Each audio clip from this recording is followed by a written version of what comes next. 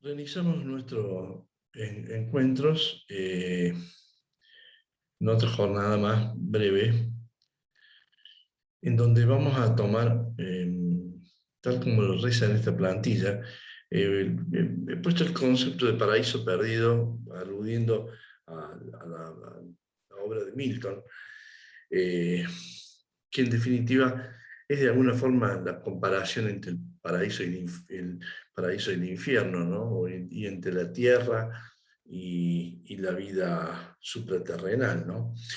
Lo hago en función de que se ha escrito mucho acerca del fin de esta época, del fin de los tiempos, lo han visto ustedes en muchas obras que están noveladas, y que intentan ser una especie de explicación del tiempo que se anticipa, o de esta transformación cultural que se anticipa. De hecho, que nos interesa básicamente cuáles son los componentes e indicadores propios de esa cultura que está en transformación, y admitimos también, a su vez, que hay una transformación como la ha habido en todas las épocas, en distintos momentos de la historia. Ustedes pueden contemplar cómo hay una etapa de crecimiento de la cultura, de amesetamiento posterior, y luego de un perfil de inclinación o decadencia, ¿no?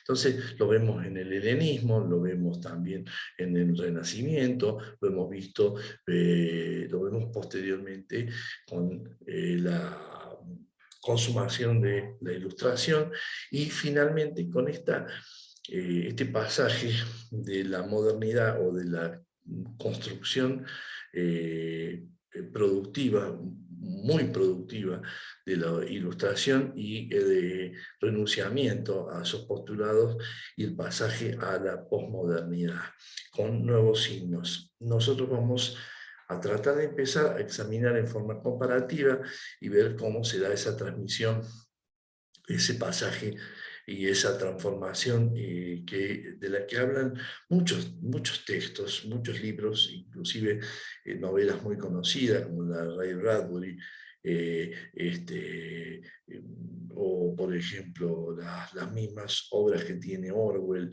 cuando menciona, hace alusión a la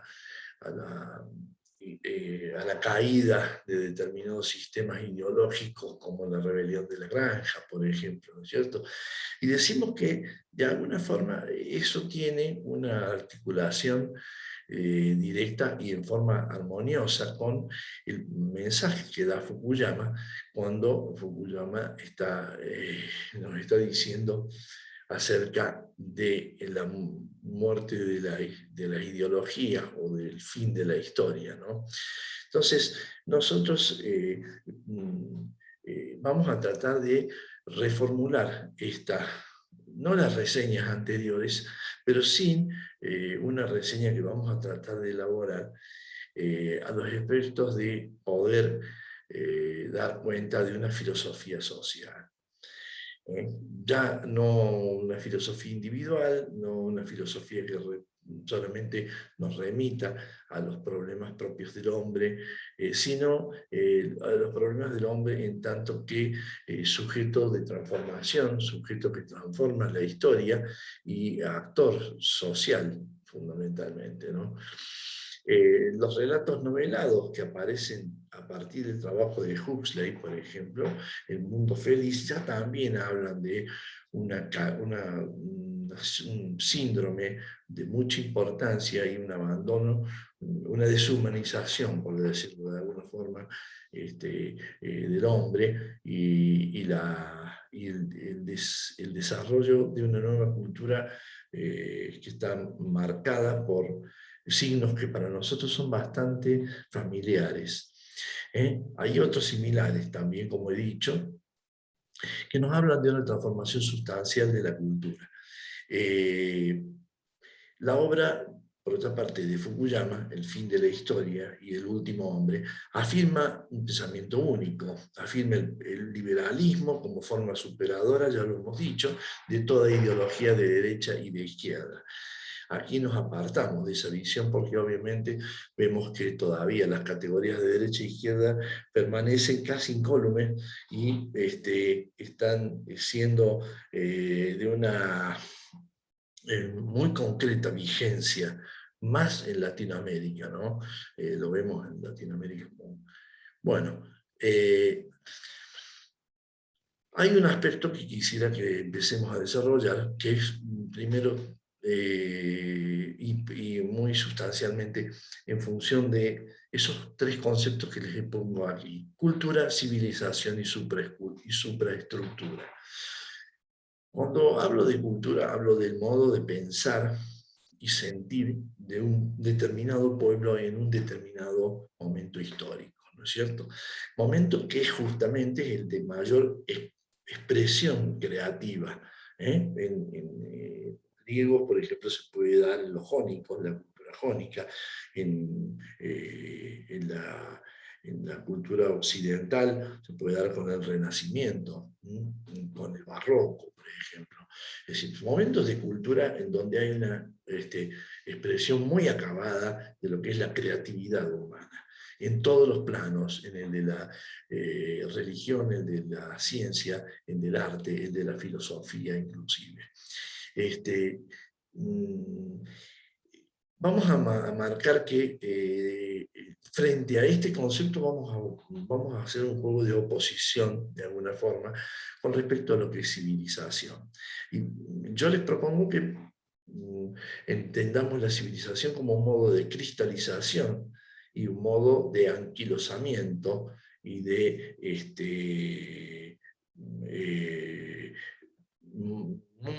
un tiempo monolítico o un fragmento de la historia en donde toda esa producción cultural vivaz, orgánica, expresiva, empieza a tener cierto detenimiento. Y en ese detenimiento vamos a decir que se da ese esclerosamiento que yo hablaba recién, ¿no es cierto? Como una inmovilidad de las formas de expresión de la cultura. De todas esas formas de sentir y de pensar que aluden a ese marco que hemos dicho, que desde el orden religioso, místico o desde el orden artístico, filosófico y científico, invaden todo el escenario de las representaciones de los hombres en determinados momentos, ¿no es cierto?, de la historia. Bueno, la civilización sería un poco una cristalización de eso, establecerse como una forma ya casi inmóvil. A ello les puede sobrevenirle un momento en donde hay una declinación. Eso lo vamos a ver qué opinan ustedes con el transcurso de nuestras lecciones. Y supraestructura, que es un concepto que está dentro del materialismo histórico, que ya lo vamos a ver, pero que, sin embargo, lo anticipamos acá, porque nos resulta muy fructífero para poder ver cuál es el procesamiento de la civilización. Eso nos lleva a hablar, en el primer punto, del proceso civilizatorio como un resultado de la represión de nuestros instintos. Es decir, esto está tomado muy de la concepción de Freud y de Herbert Marcuse, en donde la civilización, el proceso civilizatorio, pasa a ser un resultado de una represión, dirá Freud, porque la historia del hombre es la historia de su represión.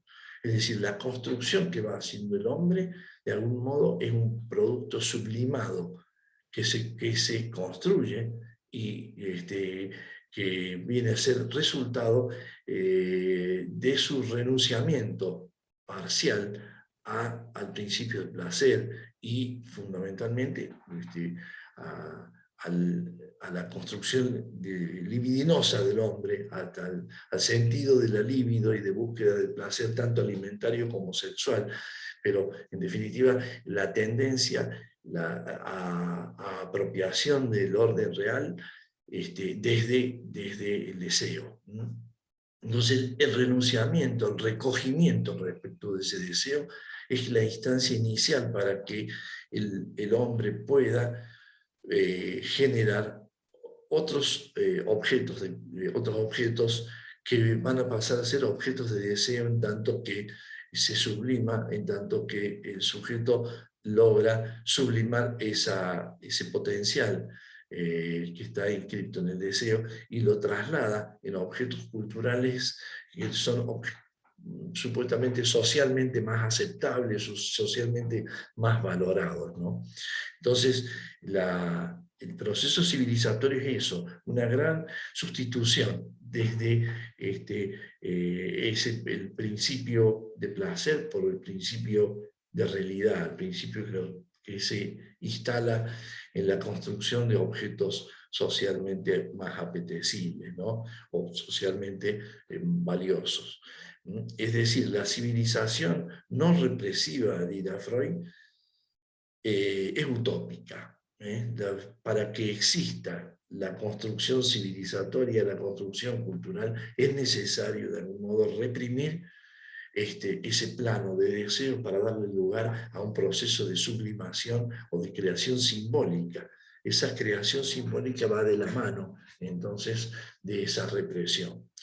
El pasaje del principio de placer al principio de realidad transforma al hombre en un ego organizado, es decir, una estructura que funciona dentro de la estructura del mundo, y fundamenta un sistema determinado de valores.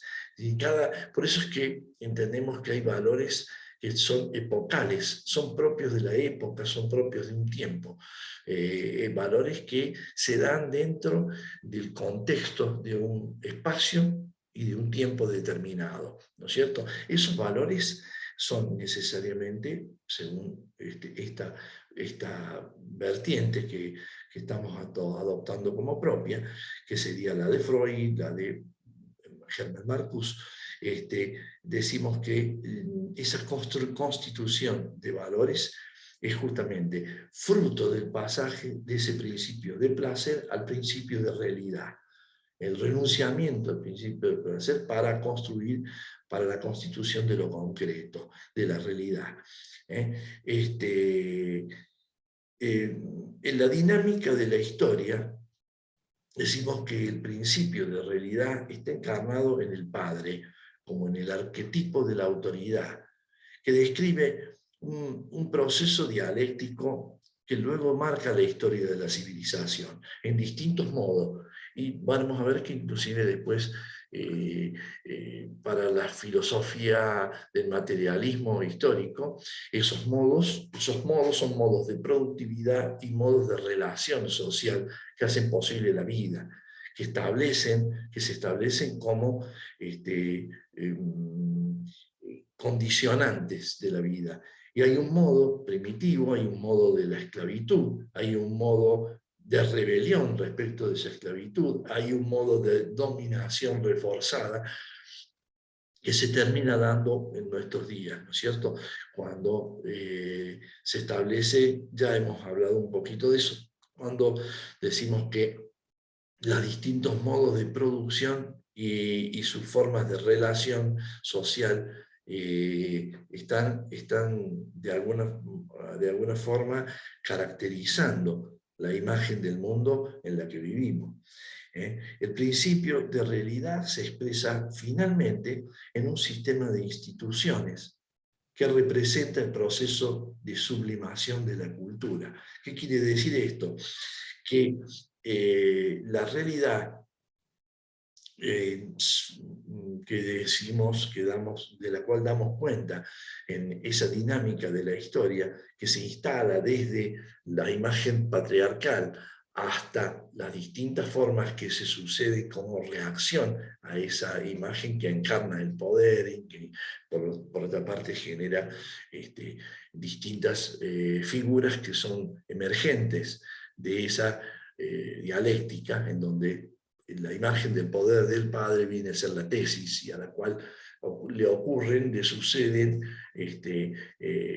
todo un proceso de contradicción y de antítesis y de nueva síntesis, como hemos explicado ya. Entonces, decimos que eso que se da en la dinámica de la historia desde el sujeto también se ve expresado en un sistema institucional. Esa forma en que nosotros la vemos, por ejemplo, si queremos, en la historia misma, la monarquía, o mejor dicho, el dominio de determinadas clases, la clase guerrera y la clase sacerdotal, respecto de la clase agraria y del ciudadano común, bueno, también se da entonces en estructuras que son más elaboradas, más complejas, ¿no es cierto? Como puede ser la monarquía en la modernidad y su emergente directo, que sería la burguesía. Y bueno, y una síntesis de ambas, ¿no es cierto? También en cuanto que esto supone una tensión social, una tensión de fuerzas. Esa tensión de fuerzas se da dentro del marco de dentro de las distintas instituciones. La institución de la iglesia, la institución del gobierno civil, del Parlamento, la institución del gobierno o la expresión del gobierno civil conquistado por la burguesía en la democracia. Bueno, distintas instituciones que lo que hacen es condensar simbólicamente toda esa construcción que decimos que se viene haciendo desde el juego dinámico y el juego dialéctico que existe entre un principio de placer o de deseo y el principio de realidad, que vendría a ser algo así como su transformación, su modificación para su adaptación, ¿no es cierto? Para el recambio en un sinnúmero de valores que son socialmente aceptables, socialmente o culturalmente, digámoslo, valiosos, ¿no? O que una cultura de un determinado momento instala como valiosos. Esos valores son, de alguna forma, están vinculados a la cultura, al proceso civilizatorio y a las supraestructuras que emergen de allí, ¿no es cierto? De ese proceso cultural y civilizatorio. Esas supraestructuras, esas estructuras institucionales o esas cargas institucionales en las que el hombre se vincula y en las que el hombre desarrolla desde su forma primitiva, con el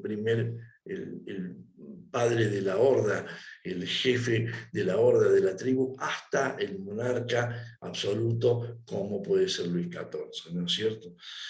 Bueno, continuamos en la próxima.